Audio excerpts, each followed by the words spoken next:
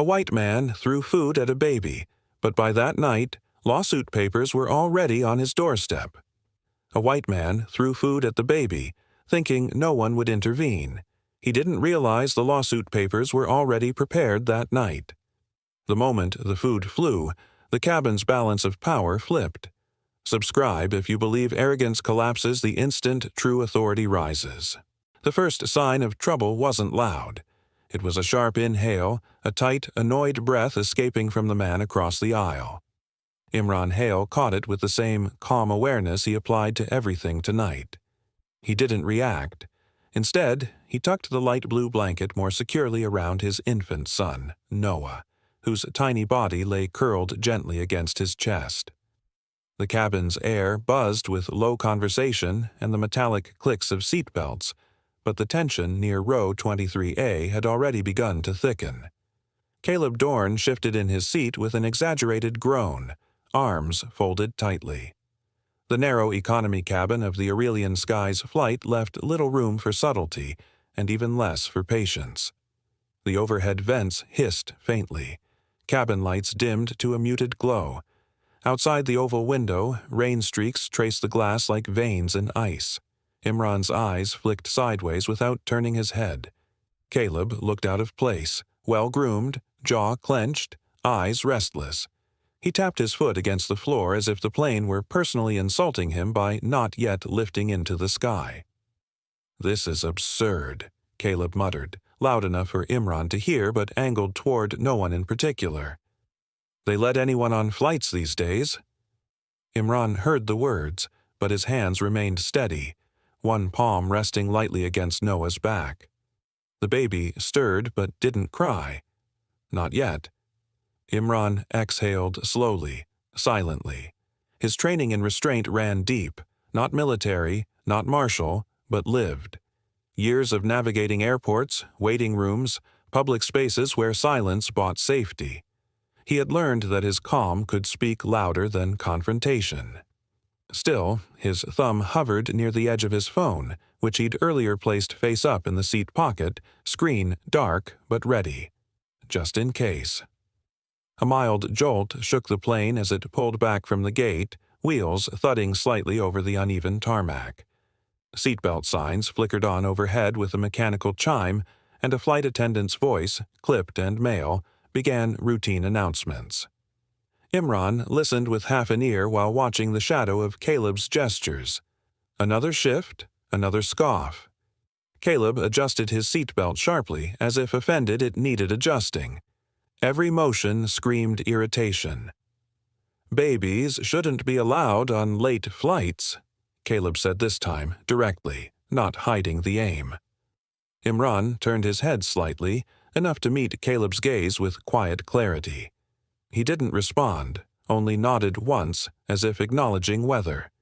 That gesture seemed to enrage the man more than argument would have. A flight attendant passed through, Ronan Vale, tall, thin, with tired eyes, and offered a distracted smile. "Everything all right over here, gentlemen?" "Fine," Imran said calmly. Caleb grinned sourly. "Just hoping we can get moving before the nursery over there starts screaming." Ronan's smile faltered for a fraction of a second. "Understood, sir. Let's give everyone space to settle in." He moved on. Imran didn't blame him. De-escalation was the airline's playbook now. Imran had seen it before.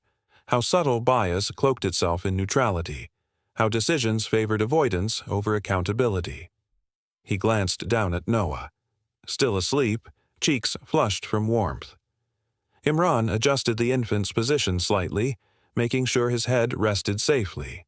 He didn't whisper apologies. He had nothing to apologize for. Outside, the storm gathered. Wind rattled the fuselage gently. Inside, the cabin grew still again, but not quiet. Not truly. The silence had teeth. Caleb's passive aggression had become the rhythm of the row, setting an unspoken tone. A man 2 seats behind coughed but avoided eye contact. Another adjusted his headphones and stared forward blankly. The baby's presence, once unnoticed, had become a lit fuse in the minds of a few. Imran felt it, Not just the disdain, but the permission behind it. The way public tolerance thinned under pressure. He knew how easily fear disguised itself as policy, and how quickly kindness became optional. His finger tapped twice on his phone, checking the battery. 82%. He dimmed the screen again and slid it partway into the side pocket, angled just enough to see. The camera lens glinted faintly under the reading light. Turbulence delayed takeoff. The pilot's voice crackled through the intercom with apologies and meteorological jargon. Caleb sighed loudly again.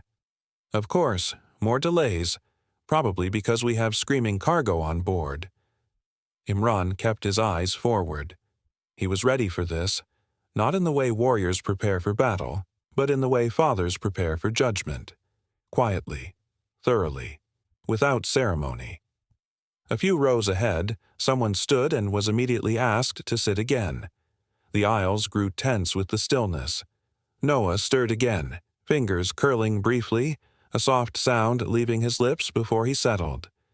Imran pressed his cheek gently against his son's head, letting him feel the heartbeat beneath his shirt. Rhythm calmed newborns. He'd read that once, but the article hadn't said what to do when people didn't care to see the human in your arms.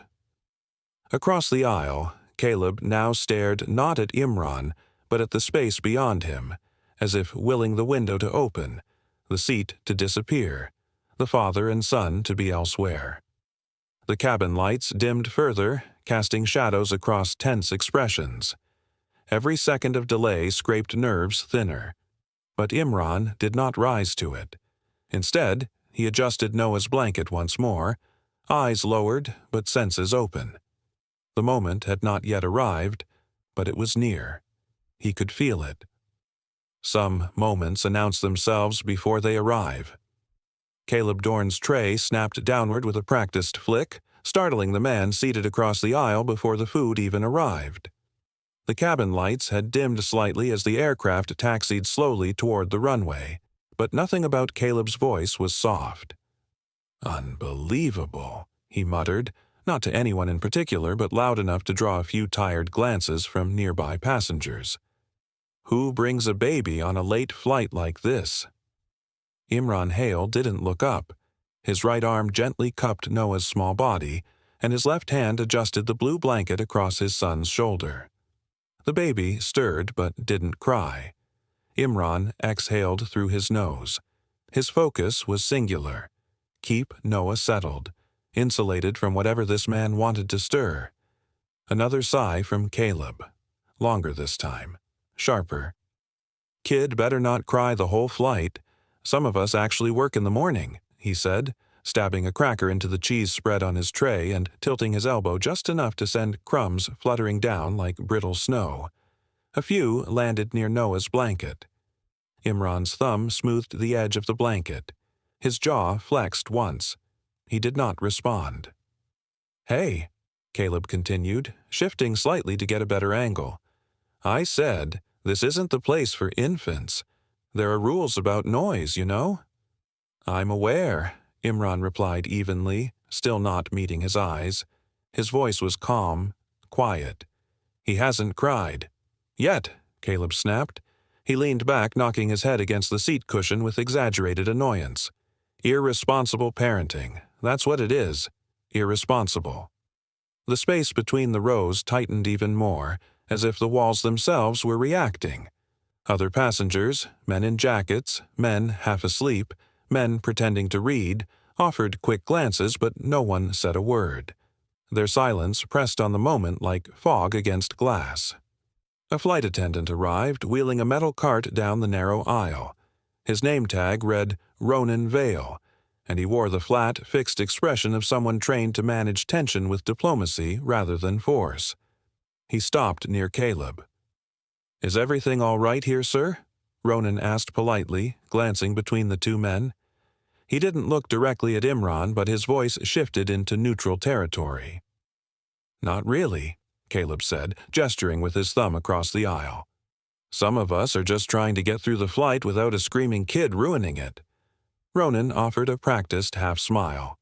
"We do our best to ensure a comfortable experience for everyone. If there's anything specific, I can assist." "Maybe assist him," Caleb muttered. "Should have thought twice before dragging a baby on a night flight." Ronan didn't respond directly to that. Instead, he offered a short nod and continued down the aisle, his shoes tapping softly against the carpet. Imran watched him disappear without comment. Then, quietly, Imran reached into his pocket and tapped his phone. The screen blinked awake. He turned the brightness down to its lowest setting and swiped into the recorder app. With one discreet thumb tap, the audio capture began. He placed the phone face down on his tray, microphone side up, angled toward the aisle. His body remained completely still, his movements unnoticed, just like the pamphlet had said. "Document first, respond later." Caleb scoffed again and resumed eating. The plane finally rumbled into motion, the engines pushing them forward with a low, persistent roar. Overhead, bins vibrated softly. The seatbelt light remained on. Noah twitched in Imran's arms but did not cry. The aircraft lifted. As the wheels left the ground, the space grew even smaller. Seatbacks straightened, aisles narrowed. Time slowed. Caleb grew louder. "Just wait till he starts wailing. It's always the same. People think their kids are everyone else's problem." Imran said nothing. Caleb wasn't done. "Bet you didn't even think about anyone else when you booked this flight." The man 2 rows ahead shifted but didn't turn. The one behind adjusted his headphones. "I thought about getting him home safe," Imran replied, his voice steady. "That's all." "Sure you did," Caleb sneered. He nudged his tray again, letting the cutlery clatter unnecessarily. "Next time, take a train." The remark hung in the air like a thrown stone. Imran didn't reach for it. Instead, he checked the blanket again, brushing away a stray cracker crumb now lodged near the hem. The moment might have ended there, but it didn't. Caleb leaned back, lips curled in annoyance. "You know, it's not just the noise. It's the entitlement. People thinking the rest of us should tiptoe around just because they had a kid." "I haven't asked you for anything," Imran replied without venom. "Not even silence." Caleb snorted and turned away. The cabin buzzed faintly with engine hum, air recirculating through overhead vents. Somewhere near the back, a cart clicked as it locked into place. Ronan passed again without looking at either of them. The baby shifted, a soft whimper escaping his lips, but Imran rocked him gently, chest to chest, and the sound stopped before it started. The quiet in the cabin felt unnatural. Not peace, but hesitation. Everyone heard. No one spoke. Imran's gaze slid toward the window. Beyond it, only darkness and wing lights blinking in routine rhythm. Inside, his chest beat slower than his thoughts. He wasn't angry. Not yet. But he knew the moment was turning. He tapped the phone screen once to confirm the recording was still active. It was. Silence can feel safe until it becomes permission.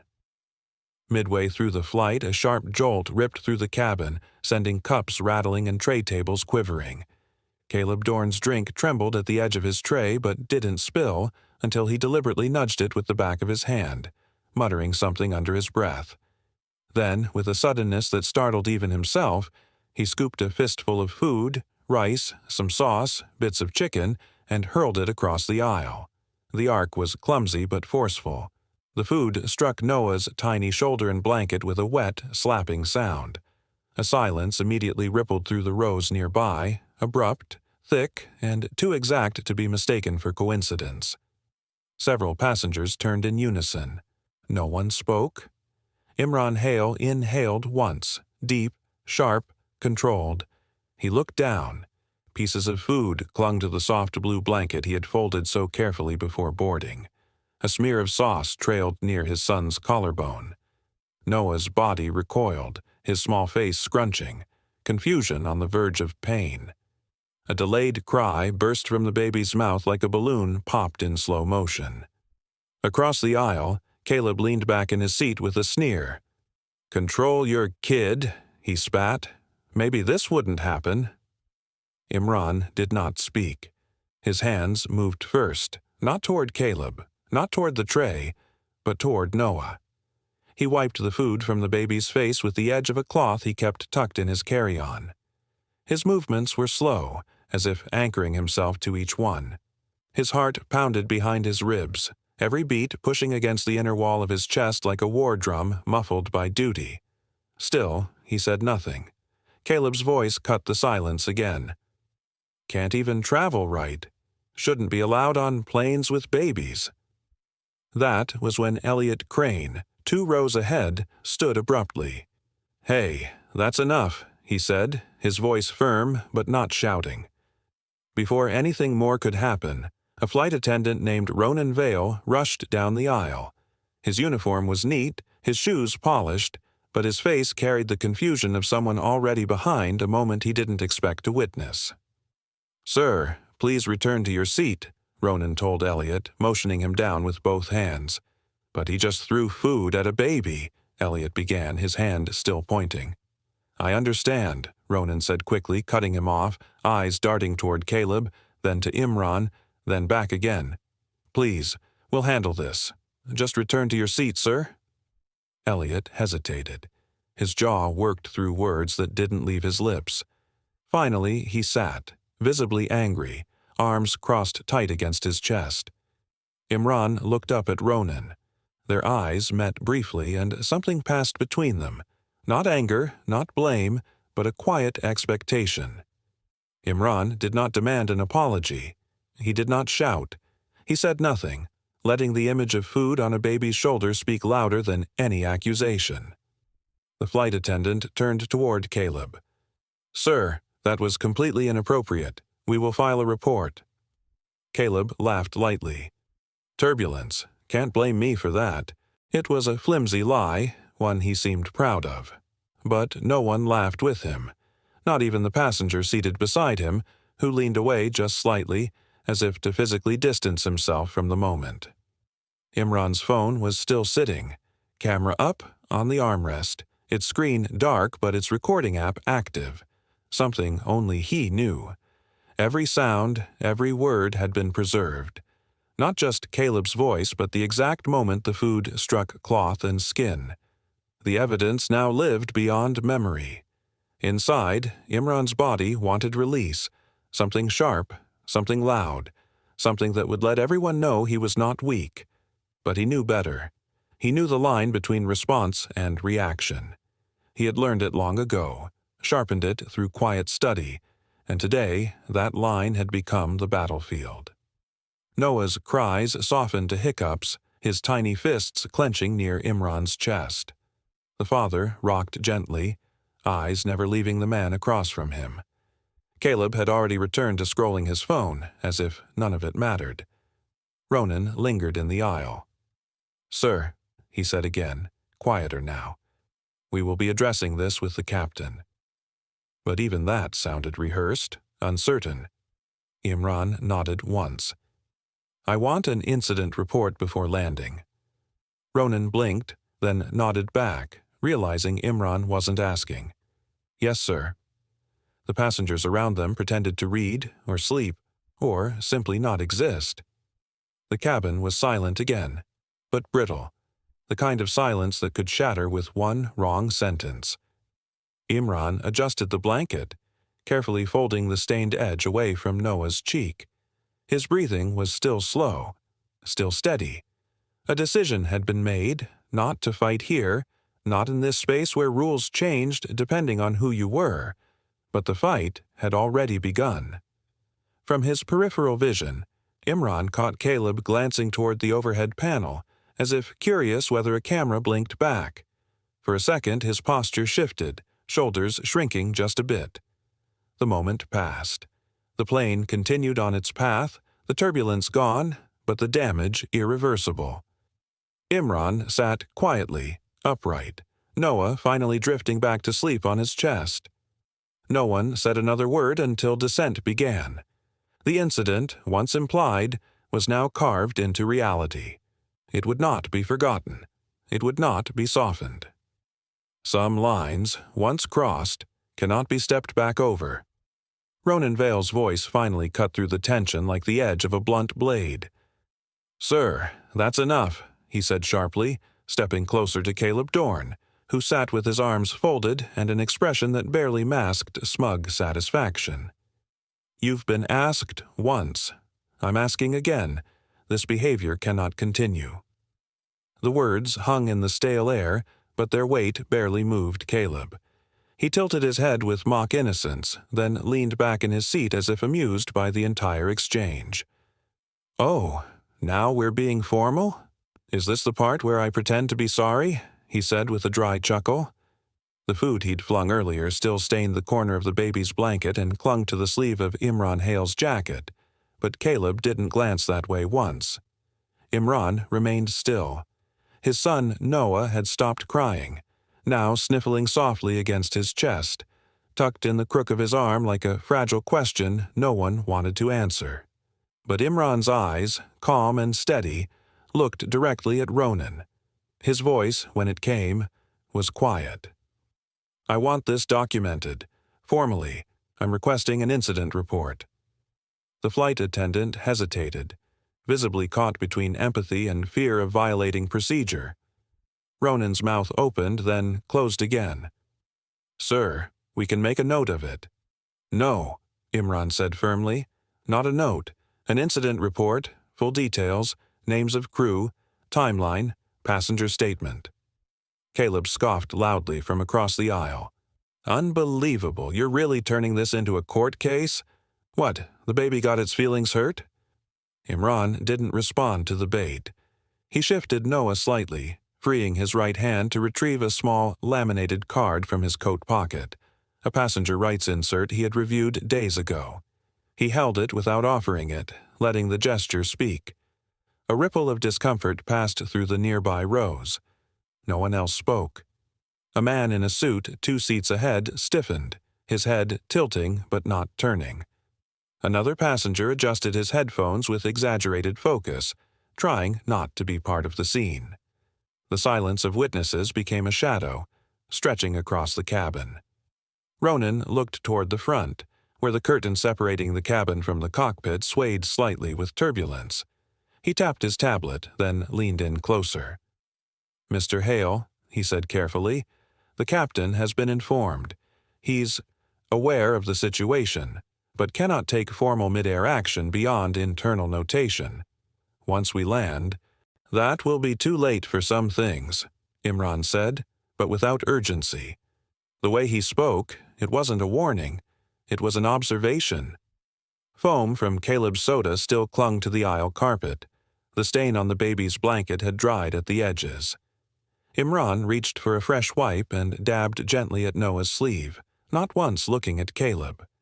The quiet care in his movements made something in Caleb fidget, not out of guilt, but unease. The lack of outrage confused him. "You're not even going to yell?" Caleb muttered, unable to stop himself. "No dramatic scene? No threats?" Imran didn't flinch. "No," he replied simply. "I don't shout. I document." Ronan's fingers paused on his tablet, his eyes catching Imran's briefly. There was something unspoken exchanged, not camaraderie, but understanding. Then came the captain's message through Ronan. "We will issue a report upon landing. You'll be provided with follow-up procedures at the gate. In the meantime, all passengers are asked to remain calm." Caleb laughed again, short and sharp. "See, told you nothing comes of this. It's turbulence and a bad seat neighbor, not a crime." He leaned back, hands behind his head now, practically lounging. Imran exhaled slowly, adjusting the angle of his phone on the tray table so the front camera now faced upward toward the cabin ceiling. The recording light blinked faintly, obscured by the edge of the baby's plush toy. His fingers never left Noah's back, the rhythmic pats continuing softly. Ronan straightened and returned to the galley. The confrontation was over, but only in appearance. The atmosphere remained thick, saturated with the kind of discomfort that leaves no visible bruise but lingers like smoke. Noah's whimpers faded into shallow breaths, and the hum of the engine seemed louder now, filling the spaces left by words unspoken. The flight continued in silence. Yet it was a different kind of silence, one shaped not by peace, but by avoidance. Every passenger felt it. Every breath, every seat shuffle, every cough was measured now. Caleb no longer spoke. His jaw moved occasionally, chewing at nothing, perhaps a crumb, perhaps a thought. But the weight of being observed without reaction began to feel heavier than any argument. And Imran, he didn't look at him again. He didn't need to. His calm had become a mirror, and Caleb had seen enough of himself. The plane descended into a quiet so absolute it bordered on unnatural. Even the wheels touching down felt softer, as though the cabin itself held its breath. As the seatbelt sign dimmed and passengers reached for overhead bins, no one spoke to Imran. No one offered help, but no one blocked his path either. Caleb, however, stood quickly and moved up the aisle before the doors even opened, brushing past the attendants without acknowledgement. Imran remained seated, gently rocking Noah and waiting until the cabin was nearly empty. He looked at Ronan once more, who nodded without speaking. The moment had passed, but it had not ended. The cabin lights flickered slightly as the aircraft powered down. Outside, the terminal lights glowed through the windows like distant lighthouses. Imran stood with quiet precision, lifted his bag, and held Noah close as he stepped into the aisle. The blanket still bore the stains. The scent of formula and soda mixed faintly in the cloth. But he walked slowly, composed, a man carrying more than his child. He walked with evidence, with memory, with purpose. And behind him, the silence remained. Calm can be more dangerous than anger.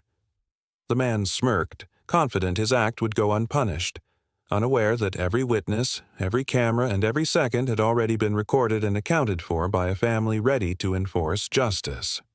If you believe cruelty under privilege always folds when strategy meets unstoppable legal power, hit subscribe now, because justice never hesitates. The wheels struck the tarmac with a hollow thud, and a ripple of motion passed through the cabin as seat belts unclicked and passengers lurched for the overhead bins. Caleb Dorn was among the first to his feet, shoving his bag down with an air of forced normalcy. He didn't glance at Imran. He didn't need to. His smirk said everything. This ends here. Without hesitation, he slipped into the aisle and disappeared into the tunnel leading to Virex Terminal, his shoulders loose like a man who believed nothing would follow him beyond that gate. Imran Hale remained seated, one hand cradling Noah, the other resting lightly on the bag that held his phone, charger, and carefully folded documents. His heartbeat was slow but deliberate. He waited until the rows ahead cleared before standing, adjusting the baby's blanket with measured care. Noah's face was quiet, streaked faintly with the dried remnants of what Caleb had thrown. Imran said nothing. He didn't need to. The silence around him was no longer passive. It was recordable. The airport lights were harsh and indifferent as they exited the jet bridge into the terminal. Overhead announcements echoed in short, clipped tones. Imran walked with purpose, eyes scanning until he found a uniformed officer near the security desk at Gate 22, an older man named Officer Rain Hart, whose shoulders slouched with the weight of routine. Imran approached with clarity. "There was an incident during the flight," Imran said, his voice even, his posture upright. "A man seated across from me threw food at my infant son. I need to file a formal report." Rain blinked slowly, his tone neutral but dismissive. "If it happened in the air, sir, that's usually something the airline handles. Was there physical injury?" "No injury, but there was intent, and there was impact." Imran shifted Noah gently. "He used turbulence as cover to throw food at a baby. That deserves record." Another officer joined them, tall, balding, mid-50s, nameplate reading Marin. He leaned in, half curious. "Was the captain notified?" "I requested documentation during the flight. A crew member said a note would be made, but nothing formal was initiated. I'd like to ensure that ends here." The officers exchanged a glance that registered as polite doubt. Marin offered a thin nod. "I can jot something down, sir, but we usually defer to flight crew judgment unless there's a physical altercation or medical emergency." Imran's jaw flexed faintly. Bureaucratic dismissal, exactly what he'd anticipated. But he was prepared. "I've already uploaded audio recordings and images to a secure cloud folder," he said calmly. "You don't have to believe me now, but I'll need your badge numbers and full names for the record." That shifted the mood. Rain straightened slightly, as if realizing the conversation had legal traction. He wrote something quickly in his logbook, then offered a clipped acknowledgement. "We'll note that you reported it, Mr. Hale, Imran Hale." By the time they stepped away, the interaction had been logged, but without urgency. Just enough to satisfy protocol, not justice. Imran found a quieter corner near a row of vending machines. He opened his bag and pulled out Noah's stained blanket, laying it carefully across the plastic tabletop. He photographed the smeared food, the slight crusting near the collar, the faint orange streak on the soft blue fabric. His movements were clinical, deliberate, each image captured from multiple angles with timestamps burned into the metadata. He didn't rush. He folded the blanket only after documentation was complete, sealing it into a plastic bag before discarding it in a marked trash bin. Nearby, Caleb's voice drifted past momentarily.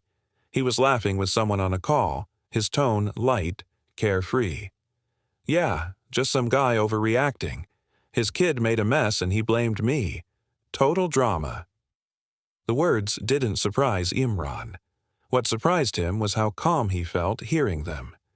He watched as Caleb exited toward the escalators, paused briefly when security halted him to confirm ID, an automatic check triggered by the earlier log, but then waved him through. No more than a hiccup in his evening. His smirk returned. He still believed nothing would follow him. Imran didn't flinch. He adjusted Noah in the sling against his chest and stepped away from the terminal crowd.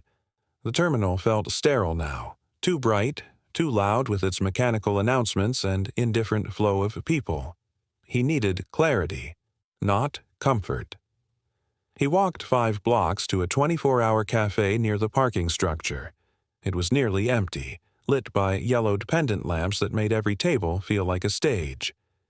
He ordered a cup of tea with 2 sugars and claimed a corner booth near the window.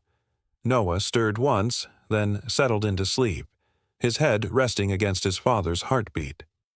Imran opened his folder. Inside were printed pages of Aurelian Sky's conduct code, previous case notes from unrelated passenger complaints, a legal aid pamphlet folded thrice, and a pen with half its ink remaining. His phone buzzed once. A new notification. Drafting legal notice based on template. Passenger harm, minor involved. He didn't smile. He didn't need to.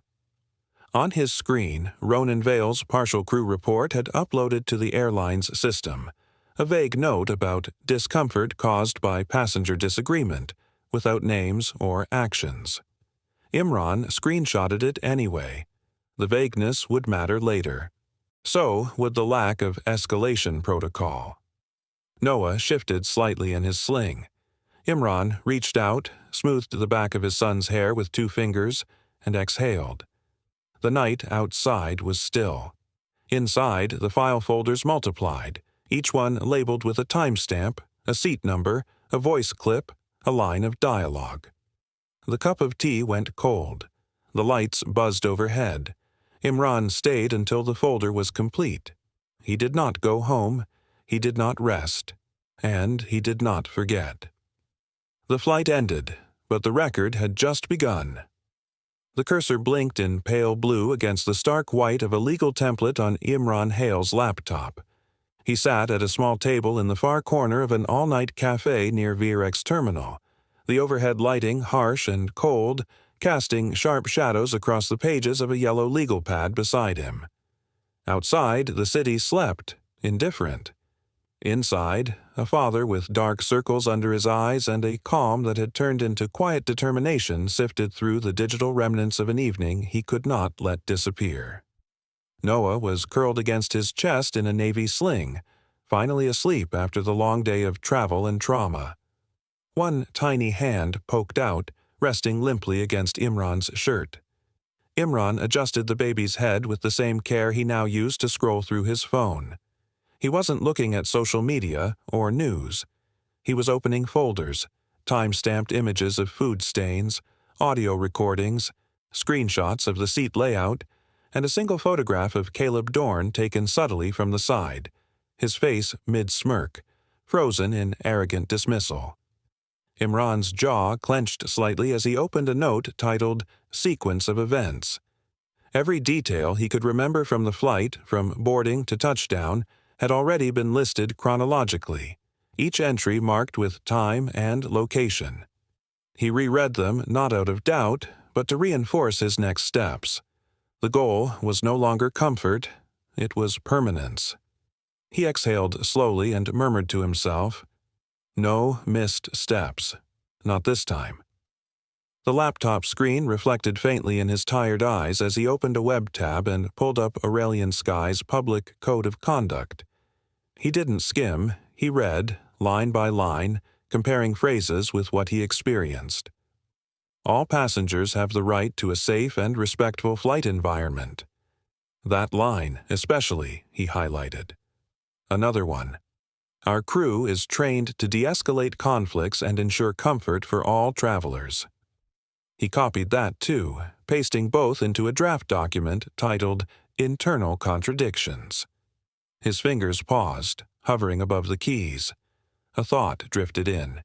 If he delayed even 2 days, records might vanish. Memories might shift. Even a slight hesitation could dull the impact of what had happened. He clicked into a chatbot window for civil legal aid. The welcome message popped up instantly, artificial but polite. "Hello, what can I help you with tonight?" He typed, "Incident mid-flight involving food thrown at my infant. Recorded audio, time-stamped photos, witness silence. Airline deflecting accountability. Grounds for civil action?" There was a pause. Then the bot replied, "Based on your description, this may qualify under civil battery, negligence, and emotional distress. Please ensure preservation of evidence. Would you like to speak with a legal intake specialist?" Imran didn't click yes. Not yet. Instead, he opened a new email window, addressed it to the Aurelian Sky's compliance address listed at the bottom of the conduct page. He began typing slowly but with precision. Subject: Formal preservation request. Flight A, S771. Incident date, insert date, to whom it may concern. In accordance with the Federal Preservation Guidelines, I am formally requesting that all audio and video surveillance footage, staff reports, incident logs, and passenger seating records from Flight AS771 be preserved immediately for legal review. This includes all cabin camera feeds, flight attendant body reports, and any crew communication records between the time of boarding and disembarkation at Virex Terminal. Imran Hale. He reread it twice, each word checked for clarity and tone. He didn't accuse, he didn't threaten. He requested, firmly. Then he attached a photo of Noah's soiled blanket for context. Before hitting send, he looked down. Noah shifted gently in his sleep, his small mouth forming a soft "oh" around a pacifier. The moment grounded him. He wasn't doing this for revenge. He was doing it because no one had stood up when it counted. And now he would. Imran clicked send. He wasn't done. He opened a fresh document and started drafting the formal complaint. The language was exact, built from legal phrasing he had studied carefully. Passenger Caleb Dorn. Verbal harassment. Unauthorized physical contact via thrown food substances. Targeted behavior toward minor. Crew inaction despite visible escalation. Each clause read like a hammer, measured, not emotional, but capable of leaving a mark. He inserted seat numbers, time frames, and the name of the attending crew member, Ronan Vale, noted from the badge he had memorized. He referenced the date and time of his initial verbal request for an incident report. Each paragraph layered evidence with logic. Outside, the streetlights dimmed slightly as automated systems adjusted to pre-dawn hours. The cafe's other tables were empty. A server swept crumbs from a distant booth, too tired to wonder what the man in the corner was building from documents and silence. Imran leaned back for the first time all night. His neck ached, his arms were sore, and yet he felt anchored. Not powerful, but prepared. He zipped up the folder on his desktop and backed it up to 2 cloud drives under encrypted aliases. Then he placed his hand on the top of Noah's head and closed his eyes, breathing in the faint scent of milk and soap. His phone vibrated once. A notification from his cloud storage confirmed. Upload complete. And with that, the silence of the room thickened, not with helplessness, but with intent. He looked once more at the document titles glowing softly on his screen. They no longer looked like files. They looked like steps. He whispered to himself, voice barely above breath, "Justice often starts while others are still sleeping." The call came at 8:14 a.m. Imran Hale answered on the second ring, his voice calm but low so as not to wake Noah, still sleeping in the crib beside the sofa. The voice on the other end introduced himself as Darren from Aurelian Sky's Passenger Relations Department. The tone was upbeat, rehearsed, too smooth. "Mr. Hale," Darren began, "on behalf of Aurelian Skies, I want to sincerely apologize for the discomfort you and your child experienced on Flight 447. We understand traveling with an infant is challenging, and turbulence can often heighten tensions on board. We deeply regret any misunderstanding that may have occurred." Imran's eyes narrowed as he walked quietly into the kitchen, placing the phone on speaker. He opened his laptop with one hand, waking it from sleep. The word misunderstanding repeated in his mind like a bell struck too gently to be sincere. "Thank you," Imran said flatly.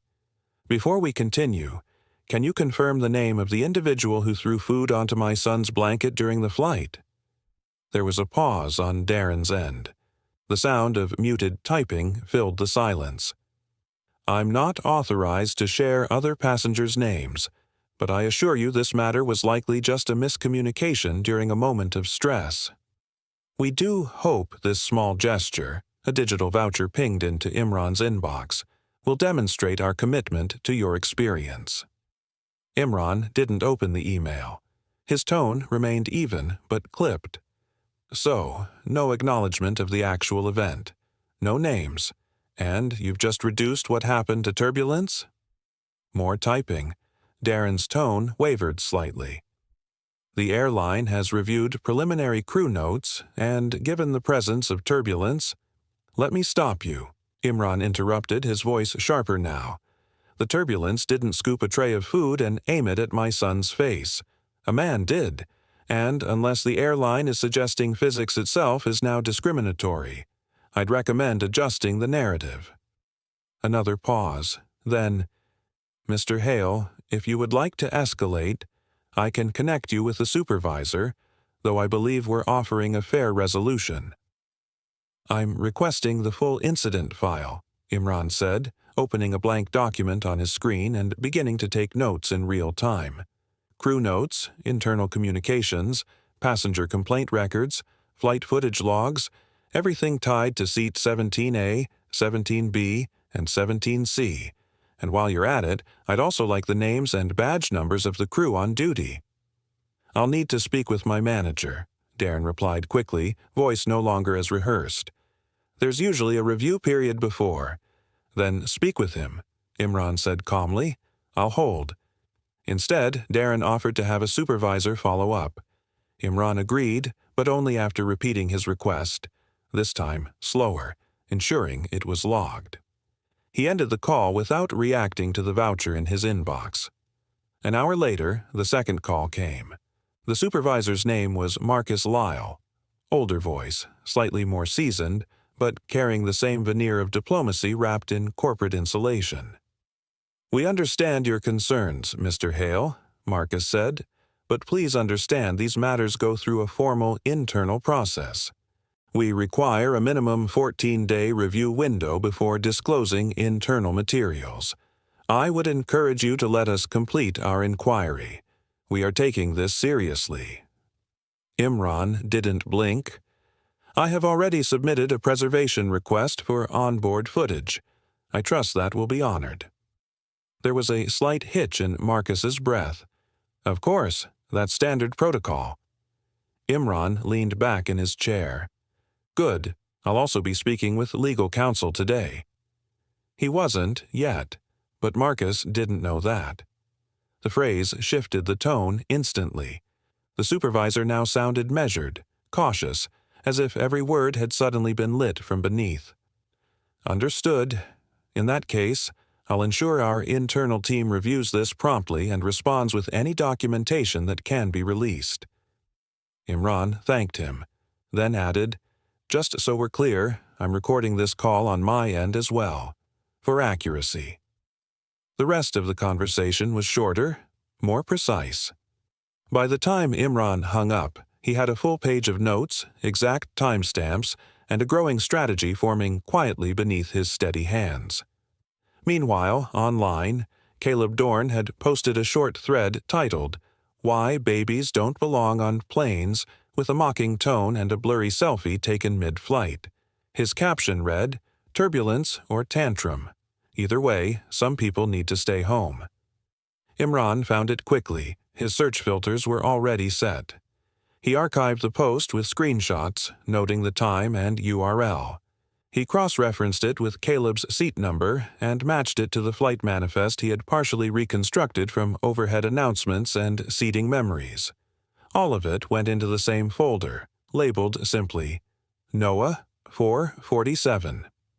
The apartment remained quiet except for the faint hum of Noah's breathing. Imran sat back, allowing a moment of stillness. Then he opened a new document and titled it, "Formal Statement of Incident. Aurelian Skies Flight 447. Each sentence was crafted carefully, devoid of exaggeration. Precise, factual, composed. He was no longer reacting. He was building something that couldn't be ignored. Across the city, Caleb typed another smug comment under his original post. He didn't know screenshots were already attached to a legal file. He didn't know his name had already entered an early draft of a legal complaint, and Aurelian Skies didn't yet realize that their tactic of delay had not bought them time. It had simply granted Imran clarity. He closed his laptop at noon. Outside, the world moved normally, but inside, the balance of control had begun to shift. Delay is a tactic, not a defense. The legal papers were filed just after 2:47 p.m. A copy dropped into the system with precise timestamps, attached documentation, and two names typed clearly in bold, Caleb Dorn and Aurelian Skies, Inc. It was not a dramatic filing, not the kind that drew cameras or loud gasps, but inside the courthouse records it triggered a quiet ripple, a set of alerts, automatic flags, and internal assessments that began to stir beneath the surface. Imran Hale sat in the waiting area of the clerk's office with Noah gently sleeping in a sling against his chest. His posture was upright, his eyes still, watching the slow movements of the overhead fan. When the clerk returned the stamped confirmation, Imran nodded silently and tucked the document into a weathered leather folder. His steps out of the building were slow, not from hesitation, but from the weight of what had just been set in motion. Outside, the air was dry and brittle. A cold wind slid through the streets like it knew something had shifted. He didn't speak on the ride home. The cab driver asked if the baby was okay, noticing a subtle redness in the child's cheek. Imran answered only with a polite, "He's all right," and looked back out the window. As the city blurred past in streaks of concrete and glass, his thoughts were moving faster than traffic. Filing the case hadn't lifted a burden. It had set the stage for a longer battle. and battles always came with consequences. By the time Imran reached his apartment, 2 emails had already arrived. The first was from the automated court system confirming his filing had entered the docket. The second was from a junior clerk named Tavir Marin, flagging the case for priority consideration due to allegations involving a minor and public endangerment on a commercial aircraft.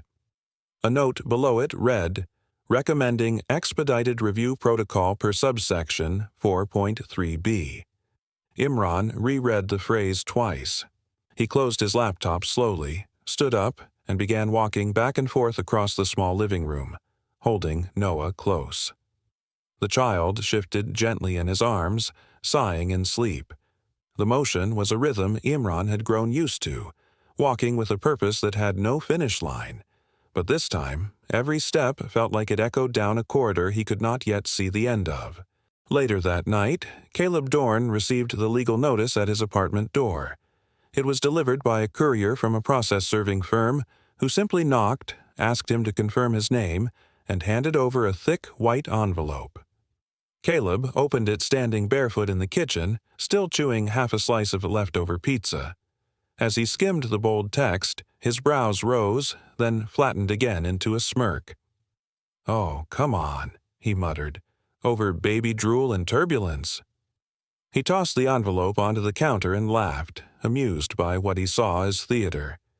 The papers sat unopened for the rest of the evening as he returned to his phone, posting a new message to his social feed. "Apparently, you can get sued for turbulence now. World's gone soft." He hit send. What he didn't realize was that his post, along with all others from his account, were already being scraped and archived by a web capture bot that Imran's legal advisor had activated 2 days prior. Imran read the post hours later in the dim glow of his apartment, Noah asleep again in his crib. The laughable dismissiveness of the message didn't anger him. It confirmed everything. Caleb was still under the illusion that this was about feelings, that this could be brushed away with sarcasm. But Imran wasn't angry. He was focused. At 11:04 p.m., he typed a message into a secure channel with his legal contact. "Online record active, proceeding as scheduled. Do not engage publicly." He left the phone screen on for another few minutes, watching it in silence before turning it face down. Meanwhile, his own circle had begun to stir. 2 messages had come in earlier, both from old friends, both written with caution. One read, "You sure you want to escalate this? You'll be dragged into something exhausting." The other, "People might say you're overreacting. You don't want to look petty, bro." He'd read those too. He just hadn't answered them. Instead, he'd opened the original audio file from the flight one more time. He didn't listen to Caleb's voice. He listened to his own. The quiet, measured tone, the calm breathing, the words spoken not in anger but in record. The file wasn't loud. It didn't need to be. He saved a second copy to a flash drive and slipped it into a labeled envelope marked Deposition Phase, Primary Evidence Copy. As the night deepened, news editors at 3 local media sites received anonymous encrypted messages from a whistleblower-style inbox. The messages contained no sender name, no personal accusations, just legal filing numbers, mention of a civil case involving a child, and confirmation that the airline in question was Aurelian Skies. Each editor read the messages differently. Some flagged it for future coverage, others dismissed it as legal noise. But one junior reporter, cross-referencing public court entries, noticed something odd. The child endangerment clause in a commercial aviation context wasn't common, and the language was precise, not emotional. The seed was planted. Back in his apartment, Imran leaned against the nursery doorframe, arms folded, watching Noah breathe. A single dim nightlight cast a soft glow across the crib bars. His son's hand curled around the edge of the blanket, the new one, the replacement for the one stained mid-flight. That blanket was folded away in a separate bin, sealed in a protective bag. The world outside was beginning to stir in ways that could not be reversed. The papers had gone out. The alerts had been triggered. The data had been archived. The narrative was now public. And Imran was no longer just a passenger on a delayed flight. He was a plaintiff, a father, and a quiet architect of something larger. He took one long breath, slow and quiet, before turning off the hallway light.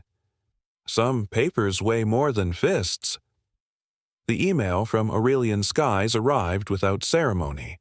No subject line shouting apology, no urgent banner. Just a quiet revision of the company's official position. Buried halfway through the text, a single phrase broke the corporate wall of neutrality.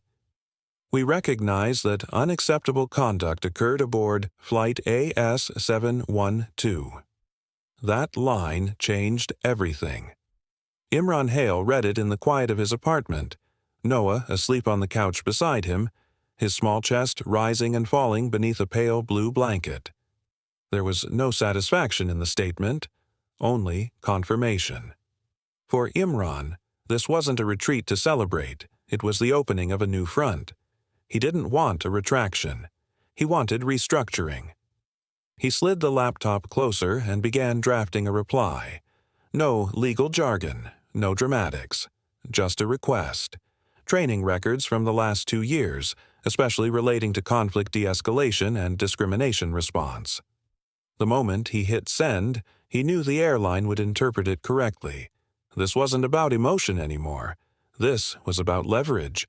The next morning, a lawyer named Brent Carson called him on behalf of Aurelian Skies.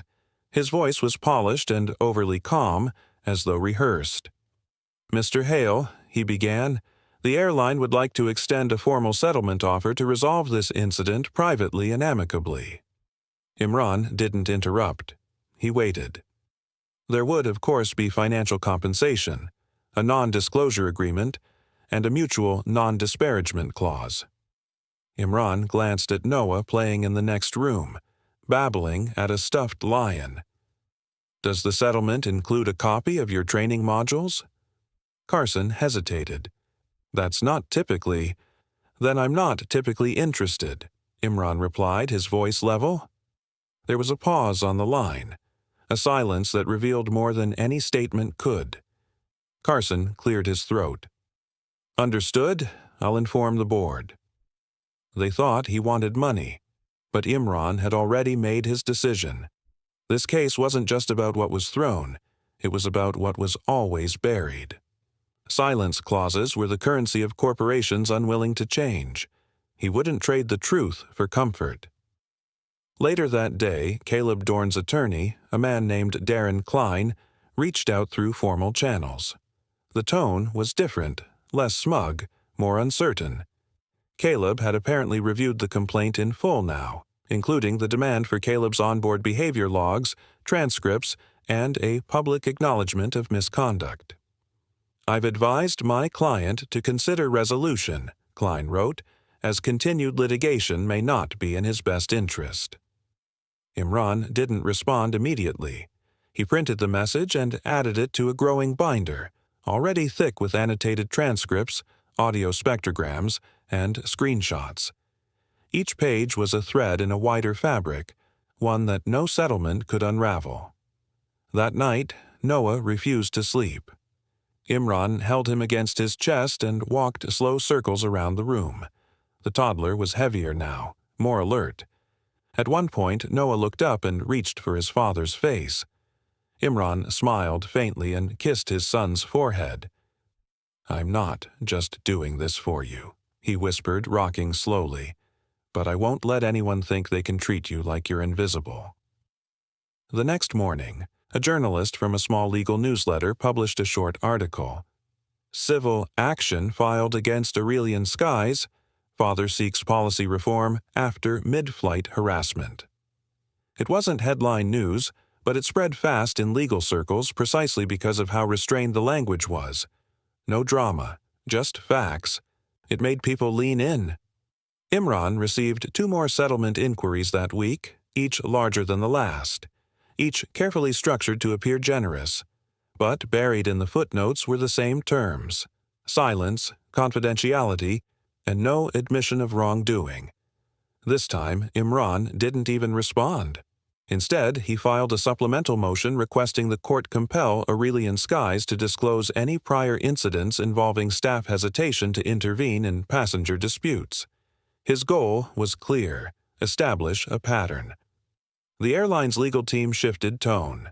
Brent Carson called again, this time sounding almost tired. "Mr. Hale," he said, "this is no longer just about a single passenger's conduct.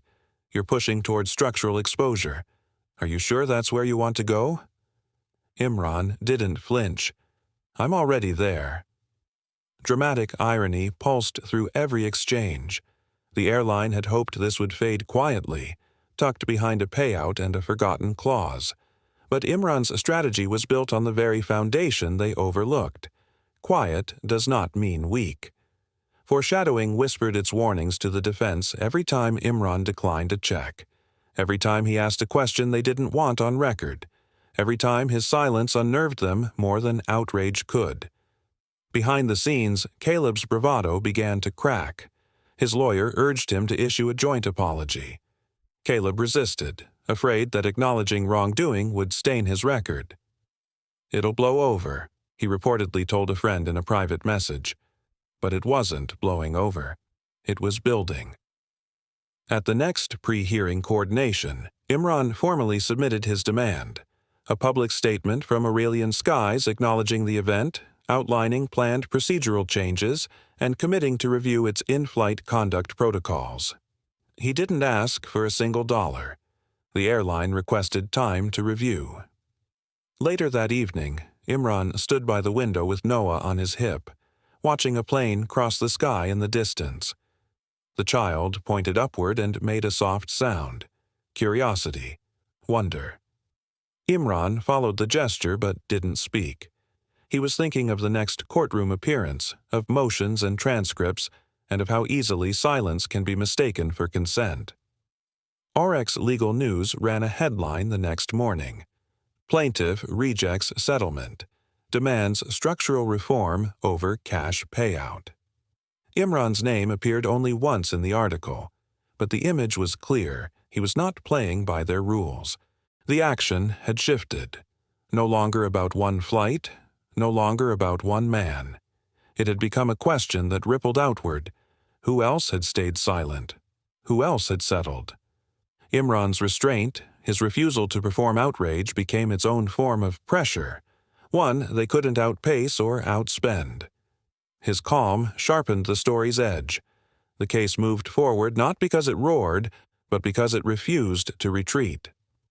What began as food thrown became truth revealed. The courtroom was smaller than expected. No grand marble columns or sweeping ceilings, just beige walls, muted lighting, and rows of stiff-backed chairs. But Imran Hale knew the weight of truth wasn't measured by architecture. He stepped into the room holding nothing dramatic, just a brown file folder in one hand and Noah's worn pacifier in the other. His lawyer, a quiet but sharp man named Devin Maris, nodded beside him. There would be no media cameras today, no swelling headlines, just motions, procedures, and language crafted to either reveal or erase. The preliminary hearing began with the calm voice of the clerk announcing the case: Hale versus Dorn and Aurelian Skies. Imran's objective was simple but demanding: endure. Not just for himself, but for his son, for the record, and for every moment that demanded silence when words should have been said. This wasn't a battle of passion. It was a test of stamina. Every delay, every formality, every legal curveball was designed to erode resolve. Across the room, Caleb Dorn sat with his arms folded, flanked by a corporate attorney from Aurelian Skies and his own private counsel. He wore a navy blazer, leaned back in his chair, and smirked occasionally as if the courtroom itself were a stage and he the only one with a script. His expression barely changed when the defense filed its first motion, a request to dismiss the case due to lack of material harm and mischaracterization of in-flight discomfort. Divan rose without hesitation. "We object. The plaintiff has submitted audio and visual documentation, corroborated by internal reports. The harm, both emotional and procedural, is clear. The judge, an older man with tired eyes and a reputation for patience, lifted a hand. Let's proceed methodically. I'd like to review the unedited cabin recordings before entertaining dismissal. His words struck like a quiet chisel against stone. Imran didn't react outwardly, but something in his shoulders relaxed, just slightly. He had anticipated this.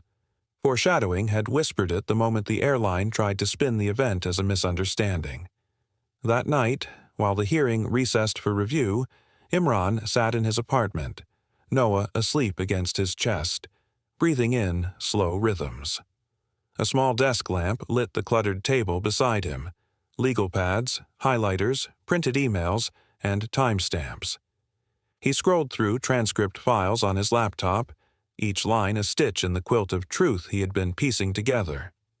Every recorded word from Caleb, every non-response from the flight crew, was logged and categorized. This was not vengeance. This was structure, method, proof. He read aloud quietly, "You shouldn't bring babies if you can't control them," then highlighted it. He remembered that moment, the flick of food, the startled cries, the helplessness that followed. But he didn't linger. There were more lines to mark, more silences to identify. Each pause, each hesitation in the footage had meaning. Silence wasn't empty. It was complicit.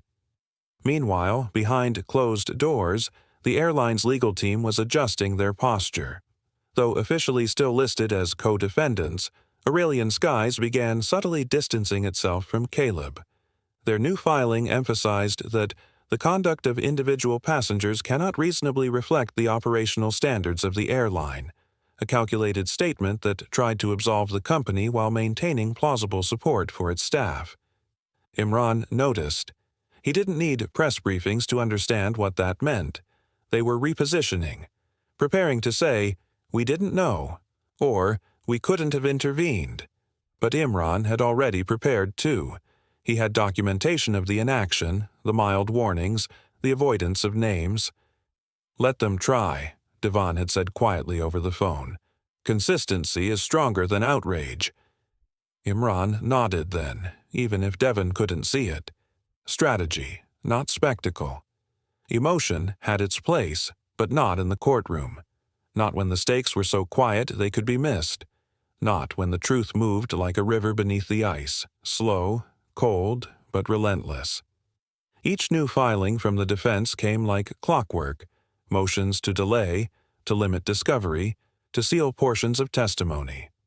But Imran responded with structure. His filings were clean, his tone consistent. He was never dramatic. He didn't have to be. The evidence would do what voices had failed to do in the cabin that night. Caleb's team tried to depict the incident as an overreaction, an unfortunate misunderstanding exaggerated by exhaustion and turbulence. But dramatic irony tightened its grip. The recording said otherwise. Caleb's voice was clear, sharp, and unmistakable. No stammering, no confusion, just entitlement and a throw. Then came the subtle shift. A courtroom assistant, during a lunch recess, whispered to Devon, "Judge Halloran flagged this case for early review. Unusual, given the docket backlog." It wasn't confirmation, but it was something. Foreshadowing in real time. Imran said nothing, just added another note in his legal folder beneath the heading, Momentum. As days passed, the courtroom became a place of rhythms. Openings, objections, recesses, statements. But beneath the repetition, pressure built. Each hearing was another stitch. Each denial from Caleb's side, another thread pulled tight. And through it all, Imran endured, not just because he wanted justice, but because he believed in documenting the truth, no matter how slow its movement.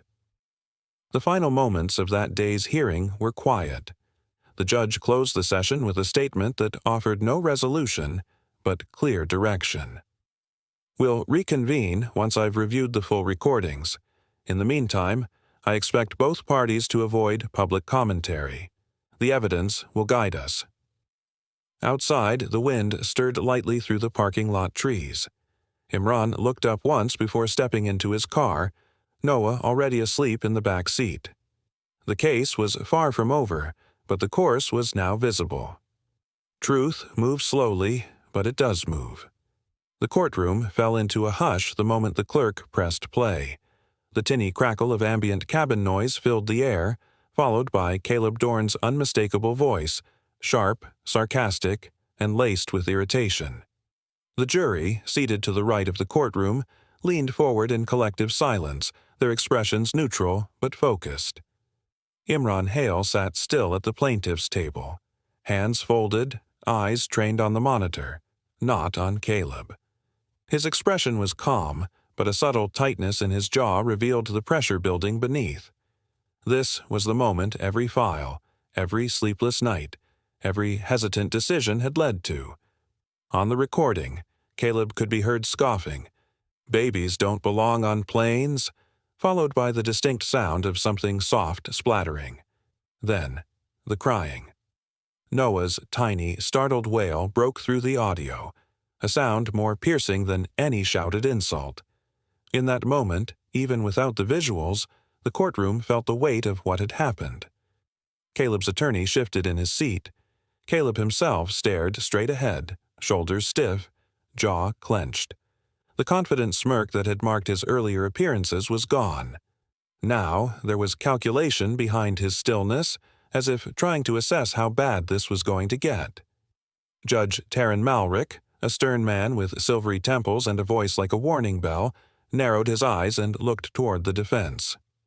"Mr. Dorn, this is your voice, is it not?" he asked without raising the volume of his speech. Caleb's lawyer, a younger man named Travis Fielden, cleared his throat. "Your Honor, while we don't deny that the voice belongs to my client, we argue that the context of the turbulence—" Judge Malrick raised a hand. "The court can determine context. Continue the playback." The next few seconds of the recording captured Ronan Vale's voice, the flight attendant, urging calm and asking Caleb to lower his tone. Then came Imran's voice, measured, unwavering as he requested an incident report. There was no yelling, no threats, just a calm, firm tone that cut through the chaos with quiet authority. Imran's attorney, Victor Marin, didn't speak. He didn't need to. The evidence was speaking louder than any argument could. One by one, the obstacles began to fall. A series of witnesses followed, all male, all seated near the incident. Most had originally submitted vague or non-committal statements. But now, with the recording played and the air cleared of ambiguity, their tones shifted. "I remember thinking it was wrong," said Dorian Vale, a passenger seated behind Caleb. "But I didn't want to get involved. I saw food hit the baby. I just froze." Another man, Elliot Crane, the same who had tried to stand up during the incident but was told to sit, looked down as he testified. "It felt like we were all waiting for someone else to act. He nodded to Imran.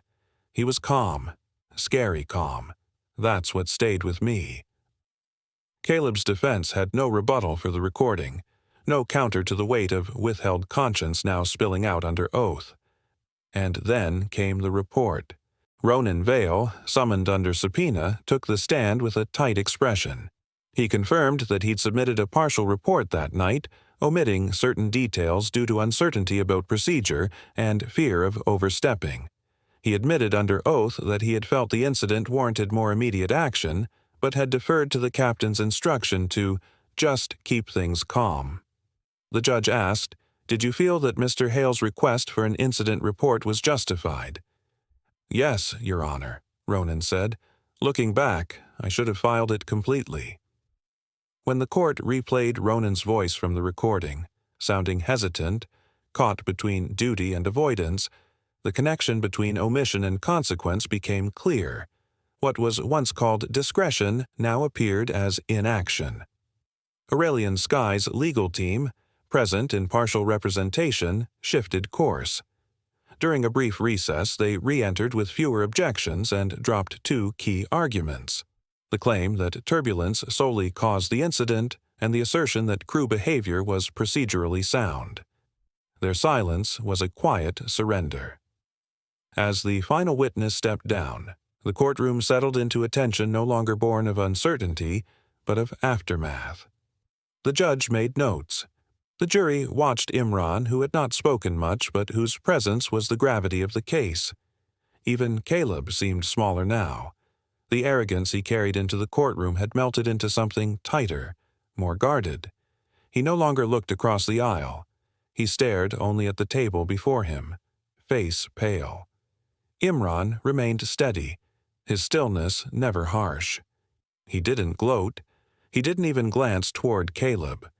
Instead, he looked at the small printed photograph of Noah tucked into his folder. A baby, unaware of courts or cruelty, sleeping under the blanket that once carried food stains and fear. When court was adjourned for the day, the judge's voice echoed one final line before the gavel fell. "When records speak, excuses fall quiet." The courtroom doors closed with a soft echo, sealing in the tension that had quietly built for months. Imran Hale sat upright, the edge of his suit collar brushing against the back of his neck. He wasn't thinking about revenge. He wasn't even thinking about Caleb Dorn, seated a few rows ahead, flanked by his attorney and a blank expression. Imran's focus was singular: responsibility, for the harm done, for the silence that followed, for the systems that permitted it. The judge entered briskly, robes trailing like the final sweep of a curtain before truth took the stage. The room rose and sat in near-perfect sync. Beside Imran, a legal advisor from a civil rights group gave a quiet nod of readiness, though Imran barely registered it. His eyes didn't move from the bench. The court clerk reviewed the findings aloud. Passenger misconduct, confirmed. Airline failure to respond adequately, confirmed. Child endangerment, present but non-criminal. The tone was clinical, but the weight behind each word pressed on every wall of the room. "The court does not seek to punish," the judge said plainly, peering over wire-rimmed glasses. "It seeks to correct."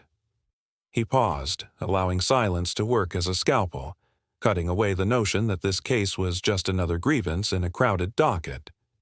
Caleb's attorney rose, offering a statement thick with vague regret. "My client acknowledges the unfortunate escalation, which he believes stemmed from misunderstanding and stress induced by turbulence. He deeply regrets any discomfort caused." Imran didn't blink. Then came the judge's ruling. Not loud, but definitive. Caleb Dorn would pay a civil penalty, enroll in a mandatory behavioral accountability course, and issue a written acknowledgement of misconduct, not to Imran personally, but as part of a broader public archive. Aurelian Skies, meanwhile, was ordered to revise its in-flight training procedures with specific emphasis on handling passenger disputes involving children, and to publicly disclose new conduct policies within 90 days. Whispers stirred in the back of the courtroom. Aurelian's legal team shifted uncomfortably. The decision meant not only financial implications but reputational ones, and the judge had deliberately opted for transparency over containment. The airline had gambled on silence, settlements, quiet corrections, procedural denials, but now it would have to correct itself publicly. A distant thunder of reform was rolling closer. Imran's eyes dropped to his folded hands. He had prepared for this moment not with the fury of vengeance, but with the steadiness of purpose. Months ago, he had stayed up at a cafe table under harsh lighting, drafting his complaint while Noah slept against his chest. He had documented, catalogued, verified, and waited. The court had not seen a viral meltdown or public outrage. It had seen clarity. And it had moved. Caleb shifted in his seat for the first time, adjusting his collar as if it had suddenly become too tight. The arrogance that had once curled at the corners of his mouth was absent now, replaced by something hollow, recognition perhaps that his behavior would follow him longer than he thought. The judge tapped the bench twice. This court recognizes the restraint shown by the plaintiff and the clarity of evidence presented. Justice is not measured by volume or vitriol. It is measured by response. With that, the room was dismissed. Outside, reporters waited by the courthouse steps, but Imran took the side exit. He declined interview requests sent later that day, stating through his advisor only that the matter had concluded and he wished to protect his son's privacy. There would be no viral victory lap, no televised statement. The case files, now public record, would speak for themselves. And they did. Aurelian Skies began issuing memos internally within weeks, and passengers soon noticed a shift. Updated conduct notices at boarding gates, clearer escalation procedures, revised training modules. The company never mentioned Imran by name, but every step echoed the pressure his case had applied. He did not celebrate. He did not retaliate. He simply continued, carrying his son into a world that, because of what he had endured and documented, would now be fractionally safer for others. At home, the court order lay folded in a drawer, beside the now faded blue blanket Noah had worn that day. Imran opened the drawer once, ran a finger along the paper, then closed it again. Some stories don't end with a roar. They end with a redirection, and some wins are measured by what changes afterward. The boarding tunnel smelled faintly of metal and jet fuel as Imran Hale stepped forward with calm precision, his son Noah now walking confidently beside him, clutching a small navy blue backpack. The gate agent had barely looked up while scanning their passes, and that absence of scrutiny, so mundane to others, meant something different to Imran now. He didn't flinch, not this time. The cabin greeted them with its usual tightness. A narrow aisle, overhead bins already filling, passengers already half irritated. But the atmosphere didn't rattle Imran like it once had. His body moved automatically, shoulder angled just enough to clear the seats, hand gently resting on Noah's shoulder, scanning rows. Row 12, window seat, just like before. He lifted their bag into the overhead bin without struggle. Noah took the window seat this time, face pressed eagerly to the glass. The boy had no memory of the earlier flight, the one that changed everything. But Imran did, every frame of it. Yet as he buckled Noah's seatbelt and settled beside him, he realized something had changed. He no longer braced for an insult, no longer prepped a camera app with shaky hands. Across the aisle, a middle-aged man sneezed and offered a polite, "Excuse me." No cold stares, no muttering. Imran acknowledged him with a small nod, then reached into his coat pocket, not for evidence gathering this time, but for a snack Noah liked. Just apple slices. Simple. Safe. As the last passengers filed in, Imran noticed a new placard mounted discreetly near the forward bulkhead. It wasn't flashy, just policy. Aurelian Skies updated passenger dignity and conduct standards, printed in clean font, laminated, secured by 2 brass screws. He stared at it briefly. He had written half of that language himself. "Dad," Noah whispered, tugging on his sleeve, "are we going to fly over clouds?" "We might," Imran said, his voice gentle. "We probably will." The safety briefing began. Male attendants moved efficiently down the aisles, checking seatbelts and carry-ons. One paused at Imran's row, glanced at Noah with a warm smile, and gave a subtle thumbs up. No pretense, just acknowledgement. Imran returned the smile, faint but real. The engines started their slow roar, the familiar rumble vibrating up through the floor. Imran leaned back, not to escape, but to absorb. For the first time since the incident, flying didn't feel like an ambush. It felt like travel, a journey. No enemy waiting in seat 14C. No spat words hidden behind smirks. No food thrown in anger. Just hums, clicks, the slight rustle of air vents. But even now, even with calm restored, Imran's mind flicked back for one flicker of a second. Not to Caleb Dorn's face, but to the silence. The silence of bystanders. The hesitation of the crew. That taught him more than rage ever could. Now, those silences had names, policies, consequences. The system wasn't perfect, but it had been touched by accountability, by his hands. He noticed a man 2 rows ahead glance back, frown for a moment, then turn forward again. For a breath, Imran's heart paused, then released. Nothing came of it, just a passenger wondering if someone was in their assigned seat. That was all, and that was everything. The seatbelt light blinked off. The plane dipped slightly, then leveled. Noah laughed softly and pointed to the window. "Look, clouds!" Imran leaned in. "I see them." He didn't reach for his phone. He didn't scroll or check battery levels. Instead, he folded his hands in his lap and breathed in. Cabin pressure equalized around him. No tightening grip in his chest. No rehearsed speeches in his mind. Just stillness. Caleb Dorn was somewhere else now. Unknown. Unseen. Remembered only in transcripts and rulings. His name no longer sparked anger in Imran. Just a closing paragraph in a chapter already turned. Justice had not made Imran louder. It had made him lighter. The intercom buzzed. A smooth male voice announced cruising altitude. The attendants moved to prepare for drink service. A notification blinked softly on the seatback screen. "Your airline is committed to dignity and equality for all." Imran smiled. As the plane tilted gently into the early sky, Noah reached across the armrest and grabbed his father's hand. Protection, once earned, becomes peace. By nightfall, the lawsuit was filed, the aggressor frozen in shock, and accountability delivered instantly. The cabin witnessed authority and justice enforced without hesitation. If you believe real authority acts decisively, with precision, foresight, and unyielding force, subscribe now, because justice always lands first. Disclaimer: the story you just watched is fictional.